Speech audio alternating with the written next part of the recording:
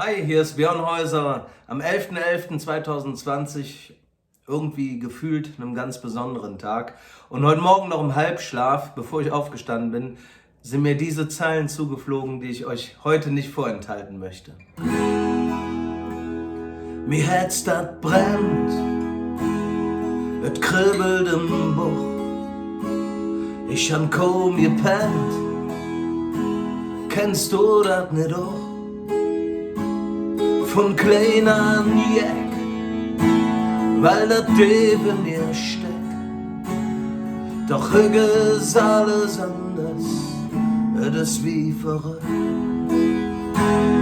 Doch irgendwann sind wir wieder dabei. Und irgendwann stehen wir alle wieder in der Reihe. Irgendwann wieder Träume schön wieder jung.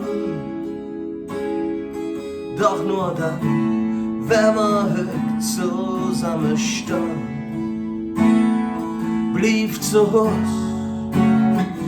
Jan Köck nicht Russ. Und ich wünsche euch einen 11.11. Macht keine Party, damit wir hoffentlich bald wieder alle gemeinsam Party machen können. Ich schicke euch ein leises, bisschen trauriges Alaf und vor allen Dingen bleibt gesund. Meine Idiot.